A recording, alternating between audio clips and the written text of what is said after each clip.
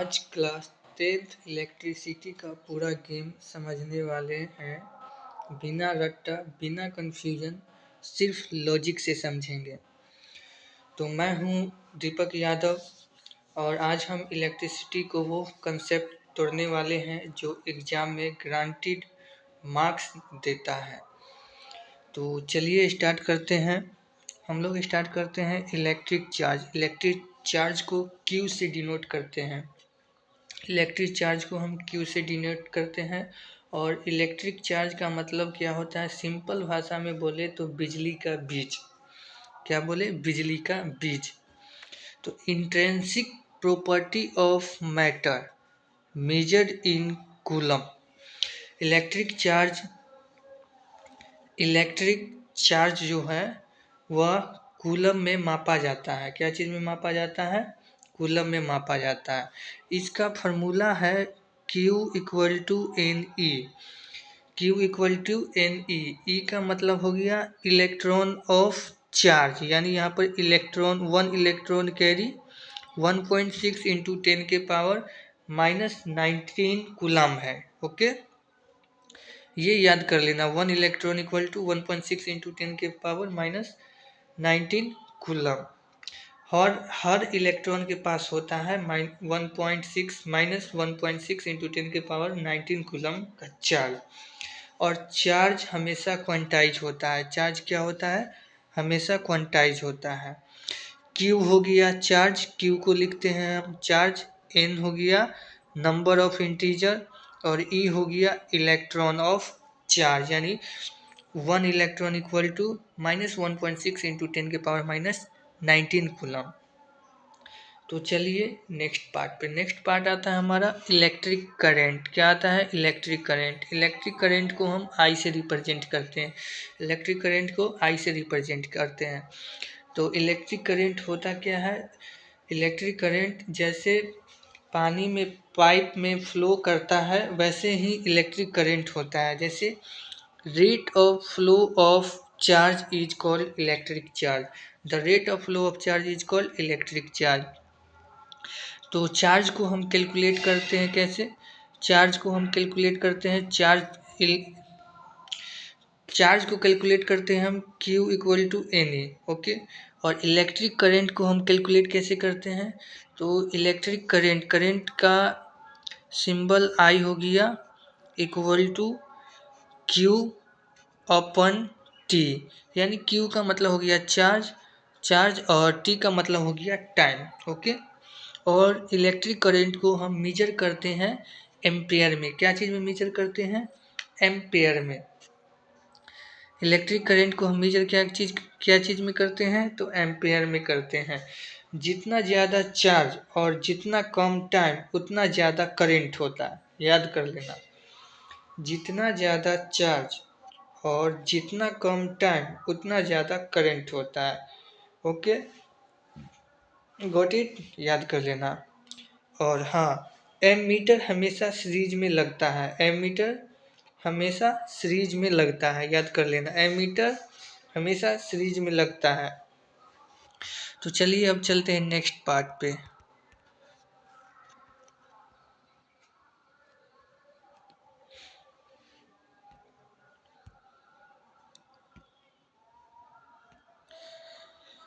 देखो यहाँ पे लिखा हुआ है ना, एमीटर मेजरमेंट टूल होता है। करंट को मेजर करने के लिए एमीटर यूज करते हैं। करंट को मेजर करने के लिए एमीटर यूज करते हैं और ये ऑलवेज सीरीज में रहता है और वेरी लो रेसिस्टेंस होता है, मतलब बहुत ही कम रेसिस्टेंस होता है और ये सीरीज में रहता है, सीरीज में रहता है। और करंट को हम मेजर करने के लिए कौन सा डिवाइस यूज करते हैं? तो एमीटर यूज करते हैं। एमीटर यूज करते हैं, इसे याद कर लेना। तो चलिए अब नेक्स्ट पार्ट पे हम चलते हैं। अब आता है पोटेंशियल डिफरेंस। पोटेंशियल डिफरेंस को हम V से डिनोट करते हैं। क्या चीज़ से डिनोट करते हैं? V से डिनोट करते हैं, यानी वोल्टेज मतलब हो गया बिजली को धक्का देना, बिना धक्के के करंट चलेगा। तो इसका फार्मूला हो गया V equal to W upon Q। V का मतलब हो गया पोटेंशियल डिफरेंस, W का मतलब हो गया वर्क डन, क्यू का मतलब हो गया चार्ज। ओके, तो इसका डिफिनीशन हो जाएगा work done to move a unit charge Q between 2 points. और इसको मेजर करते हैं हम वोल्टेज में, क्या चीज़ में, वोल्ट्स में मेजर करते हैं, मेजर वोल्ट्स में ही करते हैं। और पोटेंशियल डिफरेंस का वी से डिनोट करते हैं, पोटेंशियल डिफरेंस वी से डिनोट करते हैं। और ये फार्मूला याद करके जाना, क्योंकि फार्मूला में से एक आध दो क्वेश्चन आ ही जाता है। तो चलिए अब हम नेक्स्ट पार्ट पे चलते हैं, ओम्स लॉ पर चलते हैं। Ohm's law, Ohm's law, Ohm's law बोलता है V equal to I R. Ohm's law क्या बोलता है, V equal to I R. V का मतलब हो गया पोटेंशियल डिफरेंस, I का मतलब हो गया करंट, R का मतलब हो गया रेसिस्टेंस। ओके, ये याद कर लेना, V equal to I R. बस एक ये ट्रेंगल दिया है, बस याद रखो, ये ट्रेंगल को याद रखो। ऊपर में V, नीचे में I और R, मतलब V equal to I R हो गया। I इक्वल टू, अगर पूछे I इक्वल टू तो V अपन R हो जाएगा, V बाई R हो जाएगा। ओके, अगर R पूछे तो R इक्वल टू हो जाएगा V अपन I हो जाएगा। ओके, चलिए चलते हैं अब नेक्स्ट पार्ट पे।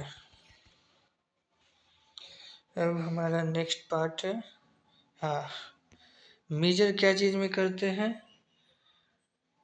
मेजर करते हैं हम लोग वोल्ट मीटर में। मेजर क्या चीज़ में करते हैं, वोल्ट मीटर में।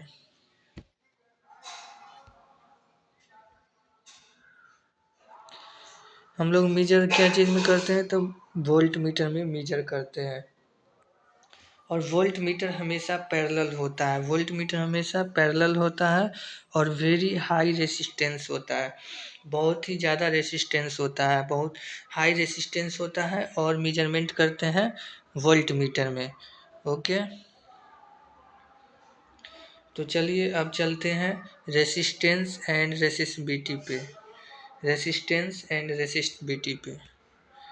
तो रेसिस्टेंस, रेसिस्टेंस को R से हम डिनोट करते हैं, रेसिस्टेंस को हम R से डिनोट करते हैं। ये रेजिस्टेंस का मतलब हो गया करंट को रोकना, जैसे रोड पे स्पीड ब्रेकर है वैसे ही रेसिस्टेंस को हम बोलते हैं करंट को रोकना, जैसे रोड पे स्पीड ब्रेकर है। फैक्टर बताओ विथ, देखो फैक्टर है इसका, लेंथ अगर बढ़ेगा, लेंथ अगर बढ़ेगा इंक्रीज होगा तो रेसिस्टेंस घटेगा। ओके, एरिया बढ़ेगा, एरिया बढ़ेगा तो रेसिस्टेंस घटेगा। ओके, अगर टेम्परेचर बढ़ेगा, टेम्परेचर बढ़ेगा तो रेसिस्टेंस घटेगा। ओके, तो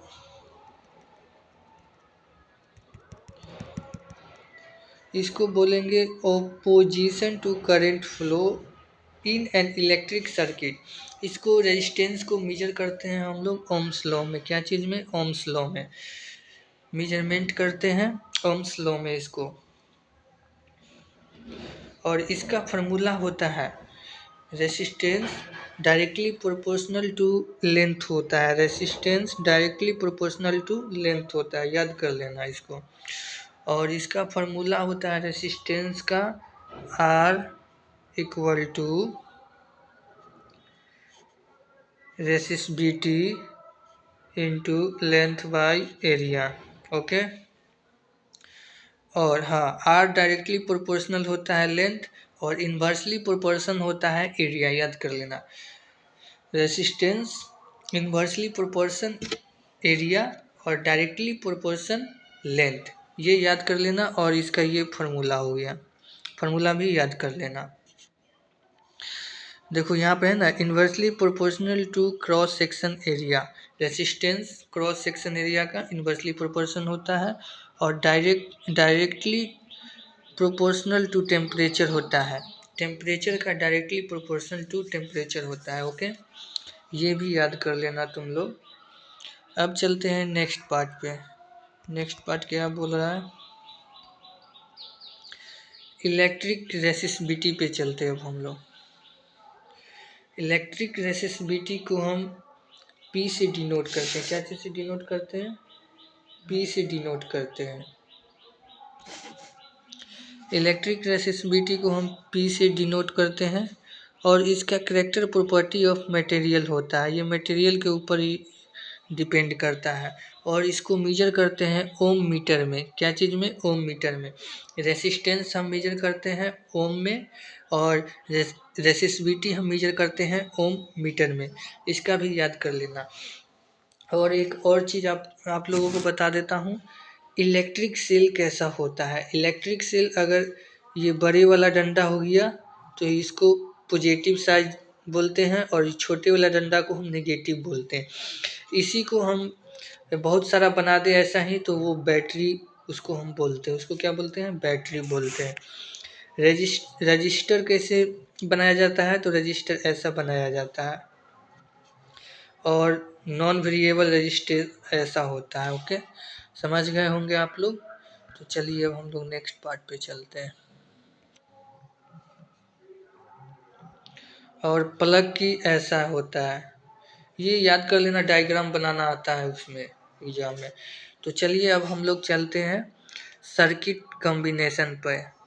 सर्किट कॉम्बिनेशन पर अब हम लोग चलते हैं। तो सर्किट कॉम्बिनेशन पे चलते हैं तो सीरीज में करंट सेम होता है, रेजिस्टेंस ऐड होता है। सीरीज में क्या होता है? सीरीज में करंट सेम होता है, सीरीज में करंट सेम होता है और रेजिस्टेंस जुड़ जाता है। क्या होता है? ऐड हो जाता है। तो करंट रिमेन्स द सेम और total resistance is sum. Current same रहता है, टोटल रेजिस्टेंस जुड़ जाता है, ऐड हो जाता है। तो इसको हम याद करेंगे, total resistance equal to R1 plus R2 R3। जितना रेजिस्टेंस दिया हुआ रहेगा उसको हम जोड़ देंगे। ओके, तो ये सीरीज निकल जाएगा। क्या निकलेगा? ये सीरीज निकलेगा, कॉम्बिनेशन सीरीज निकलेगा। ओके, अब देखो रजिस्टर इन अगर पैरेलल पूछेगा तो वोल्टेज सेम रहेगा, वोल्टेज सेम रहेगा और रेजिस्टेंस डिक्रीज हो जाएगा। वोल्टेज क्या रहेगा? सेम होता है और टोटल रेजिस्टेंस कम हो जाता है। क्या हो जाता है? रेजिस्टेंस कम हो जाता है। अगर पैरेलल में हम पूछे तो वोल्टेज रिमेंस होता है, मतलब सेम होता है एक्रॉस ब्रांचेस और टोटल रेजिस्टेंस डिक्रीज हो जाता है, यानी रेजिस्टेंस डिक्रीज हो जाता है और सेम वोल्टेज रह जाता है। तो इसको हम लिखेंगे, इसका फॉर्मूला होता है 1/R 1/R equal to 1/R1 plus 1/R2 plus 1/R3।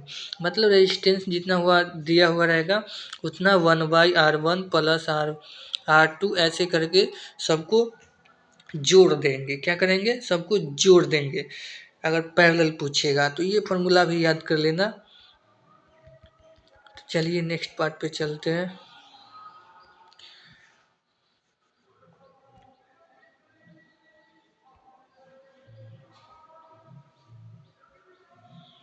अब बात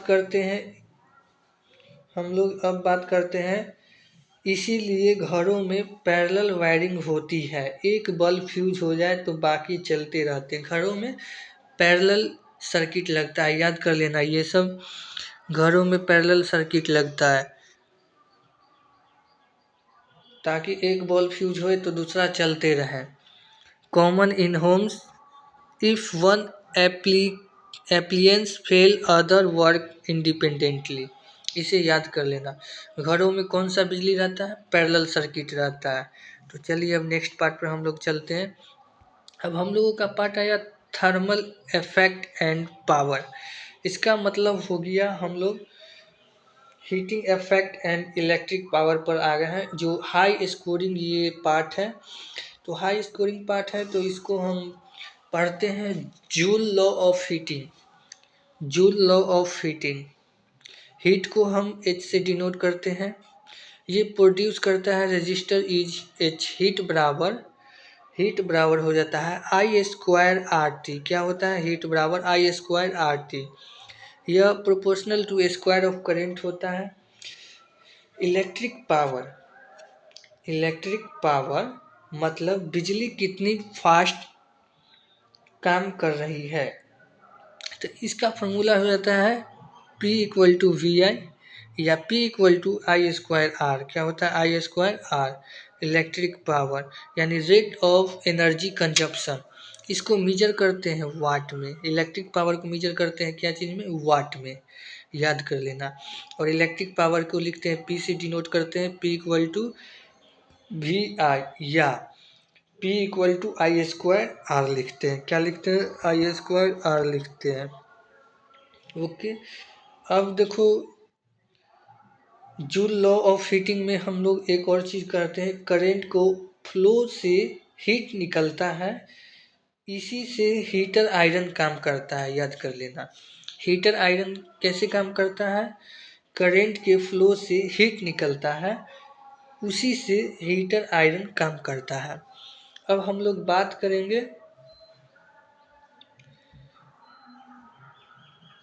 लोग बात करेंगे कमर्शियल यूनिट को। कमर्शियल यूनिट को किलो वाट आवर बोलते हैं। क्या लिखते हैं? Kilowatt hour. 1 kilowatt hour बराबर होता है 3.6 इंटू 10 के पावर 6 जूल। ये याद कर लेना। 1 किलो वाट बराबर क्या होता है? 1 किलो वाट बराबर होता है 3.6 इंटू 10 के पावर 6 जूल। ये याद कर लेना। और अगर आपको इलेक्ट्रिसिटी अब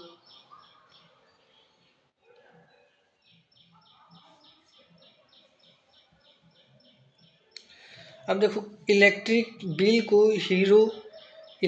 बिल को हम कैसे मापते हैं? तो 1 किलो वाट बराबर 3.6 इंटू 10 के पावर 6 जूल। ये लाइन लिख दिया तो मार्क्स पक्का आ जाएगा। ये याद कर लेना तुम लोग। ये याद कर लेना, बहुत इम्पोर्टेंट है।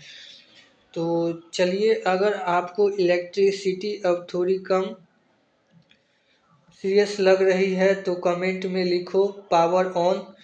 और अगर आपको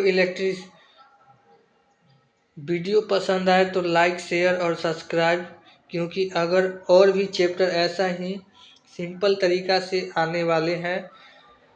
तो चलिए मिलते हैं नेक्स्ट वीडियो में। तब तक के लिए धन्यवाद।